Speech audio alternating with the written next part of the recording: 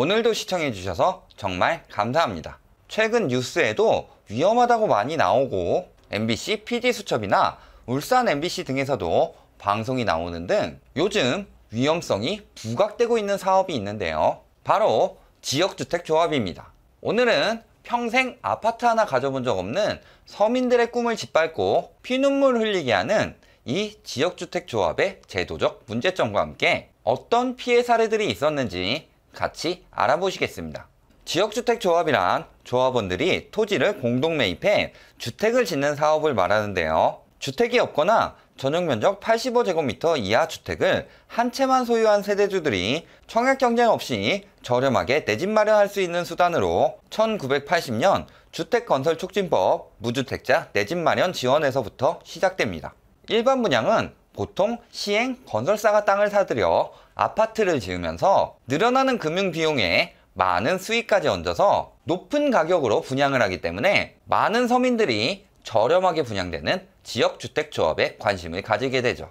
대표적인 시공사 브랜드인 서희건설 회장은 광고 홍보비, 토지 금융비, 시행사 이윤 등의 중간마진 절감으로 일반 아파트 분양가에 비해 10%에서 30%까지 저렴하다고 하니까요. 초창기 조합원들은 선착순으로 동호수 지정이 가능해 좋은 호실을 잡을 수도 있으며 청약통장이 없어도 되기 때문에 청약통장을 사용한 무주택자나 중소형 평형대를 소유한 1주택자가 아파트를 구할 수 있는 좋은 기회라고 하죠. 게다가 일반 분양과 다르게 시공사 선정 등의 진행 과정에 적극적으로 참여할 수 있는 장점도 있습니다.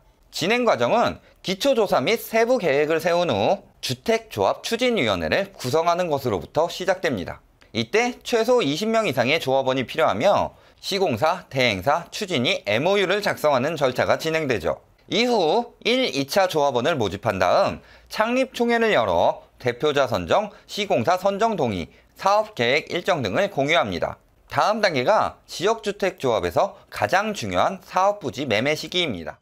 토지주나 건물주, 원주민들에게 토지 사용 승낙서를 받아야 하는데 토지 소유권자들이 많을수록 협상에 시간이 오래 걸리면서 추진도 느려지게 되는 거죠. 토지 면적의 80% 이상 사용 승낙 및 동의가 완료되고 건설 예정 세대수의 50% 이상의 조합원들이 모이면 조합 설립 인가를 신청합니다.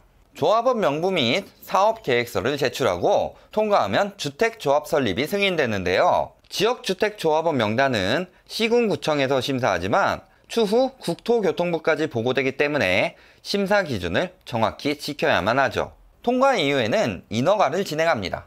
이를 위해서는 토지 소유자의 3분의 2 이상의 동의가 필요한데요. 자세한 계획 및 심의를 거치는 때이며 추가 조합원을 모집하여 자금을 더 확보할 수 있죠. 대지권을 95% 이상 확보하면 사업계획 승인 신청이 들어갑니다.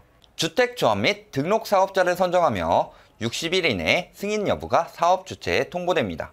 승인에 성공하면 착공 및 일반 분양이 들어가는데요. 토지 매입이 95% 이상 진행되면 잔여 토지 5%에 대해서는 매도 청구 소송이 가능하기 때문에 토지 확보가 편해지죠.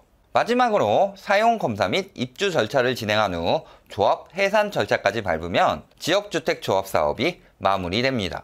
사업의 주체인 조합원들이 복잡한 사업 진행 절차 과정에 대부분을 잘 모르기 때문에 대행사에 일임하면서 많은 문제들과 함께 피해 사례들이 속출하게 되는데요. 분양 대행팀들은 중간에 추가 분담금 생기는 일이 절대 없다며 확정서까지 발행해 준다고 하는 등 책임질 수 없는 것들을 책임져줄 것처럼 상담하면서 조합원들을 모으죠.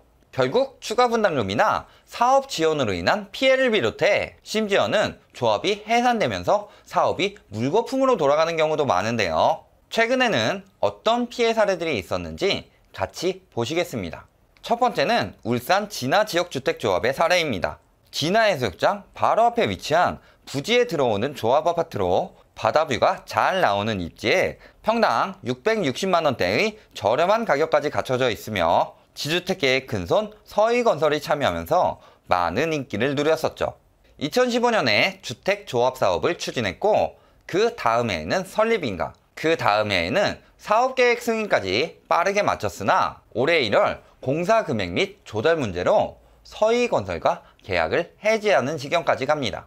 문제는 350여 세대가 각자 6천만 원 이상씩 냈었던 조합비는 온데간데 없고 오히려 토지담보대출금 등 100억이 넘는 빚만 남아 사업 추진이 힘들어졌다는 건데요. 시공사인 서희건설에서 땅값을 2배로 부풀리고 중도금 대출을 요구하는 등의 잘못된 행위를 했음에도 대행사에서 계약 해지 이전부터 다른 건설사들과 사전 접촉을 벌이면서 먼저 계약서를 위반하는 행위를 했기 때문에 조합 측에서도 책임을 묻기 힘들어지고 이로 인해 문제는 점점 더 커지게 됩니다. 하지만 대행사 역시 서희건설과 같은 계열사인 서희-CNC로 서희건설에서 많은 이익을 남겨먹고 이로 인해 계약 해지가 될 상황이 오자 서희-CNC를 통해 조합 측이 먼저 계약을 위반하도록 유도했다는 의혹이 생길 수밖에 없는 상황이네요. 많은 조합원들이 사업에 대해 잘 모르니 대행사를 통해서 한다는 걸 역으로 이용해 대행사나 시공사가 이익을 갈취할 동안 피해는 조합원들만 입게 된 거죠. 결국 사업은 표류하게 되었고 조합비는 한 푼도 남아있지 않으며 조합장 역시 많은 압박으로 인해 자살을 택하고 마는 상황까지 벌어졌던 안타까운 사례입니다. 두 번째는 MBC PD수첩에서 방영했던 중화 지역주택조합 사례인데요. 여기는 더 악독한 게 처음부터 업무 대행사 대표인 백모 씨가 많은 사람들의 돈을 갈취하기 위해 만든 사기 조합 사업이었다는 거죠. 중화지주택은 2008년 사업을 시작하기 전에 미리 백모 씨 가족 이름으로 부지를 매입한 후 중랑천 일대에 아파트로 만들자고 조합을 추진하는 것으로부터 시작되는데요. 초창기 50명의 지주들에게 조합 가입비 1,000만 원을 대신 내주면서 소규모로 중화 2지역주택조합을 설립한 후 건축에 대해 잘 모르는 사람을 조합장으로 앉혀서 쥐락펴락합니다. 부지를 확대해 중화 브라운스톤이라는 이름으로 사업을 진행하면서 업무 추진비를 포함한 3천만 원이란 금액으로 일반 조합원들을 모집하기 시작하죠.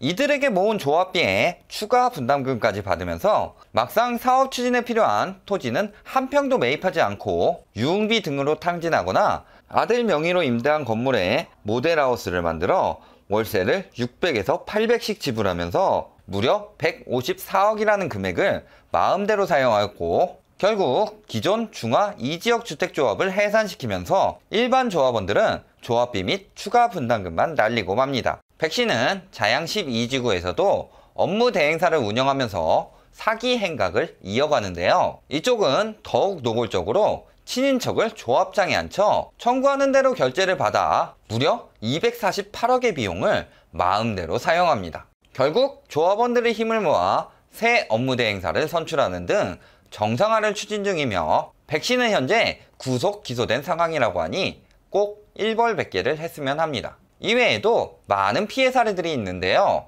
결국 지역주택조합은 건축과 시행 절차에 대한 지식이 없는 대부분의 조합들이 업무 대행사에 일을 맡기면서 생기는 문제들이 많죠. 이 대행사들에게는 책임이 없기 때문에 토지 사용 승낙률을 속이고 조합원을 모은다든지 승낙하지 않은 집에 승낙한 것처럼 전단지를 붙이는 등 불법적인 행위도 합니다. 또 신고 필증을 가지고 인허가를 받은 것처럼 속인다든지 지구 단위 계획서를 가지고 토지 사용 승낙서를 받은 것처럼 속여 조합원을 모집하는 등의 행위 역시 서슴없이 저지르기도 하죠. 게다가 모든 조합원에게 진행 상황을 보여줘야 하는 의무도 위반하고 토지 매입비나 건설 가격 등을 부풀려 추가 분담금을 받는 등 부당이익을 취하기도 합니다. 대행사뿐만 아니라 조합원 간 의견 충돌, 조합원과 시공사 사이 조율 등의 여러 가지 문제들도 겹치면서 사업이 지연되는 일은 다반사고 내 집 마련에 꿈을 이룰 수 있다고 믿던 많은 사람들이 금전적, 시간적 피해를 보는 사례들이 빈번하게 일어나고 있습니다. 이런 피해를 입지 않기 위해서는 지주택을 보지 않는 것이 최선이지만 꼭 해야 한다면 몇 가지 확인 사항이 필요하죠. 우선 토지 승낙 확인서를 확인하셔야 합니다. 무려 10년 이상 이전에 받아놓은 확인서들을 보여주는 경우도 많은데 지금까지 유효할지는 미지수이니 토지 문제로 인해 사업이 지연될 가능성이 매우 높기 때문이죠. 게다가 토지 승낙 확인서만 가지고 토지가 몇 % 매입되었다고 홍보할 수 있으니 토지 매매 계약서나 토지 소유권이 이전된 등기부 등본으로 매입된 토지임을 꼭 확인하셔야 합니다.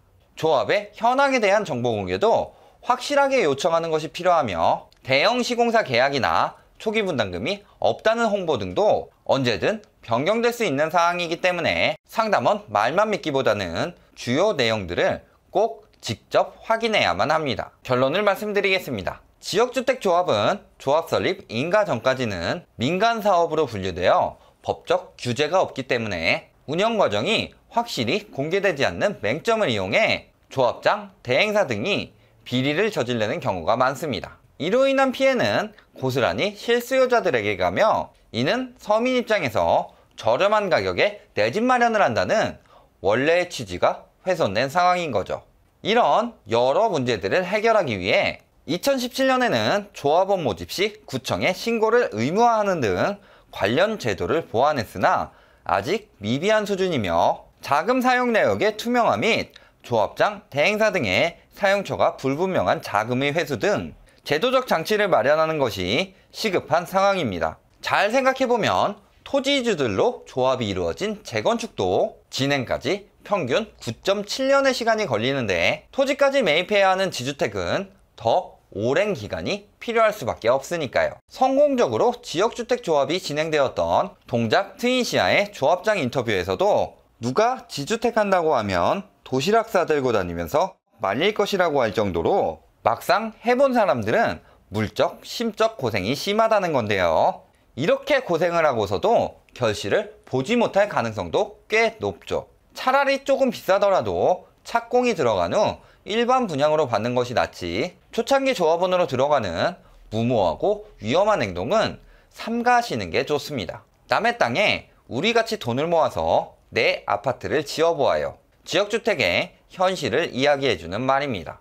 이런 꿈같은 일은 절대 쉽게 이뤄질 수 없다는 사실을 꼭 기억해 두시기 바랍니다. 오늘 보신 영상이 도움이 되셨다면 좋아요, 구독, 알림 부탁드립니다.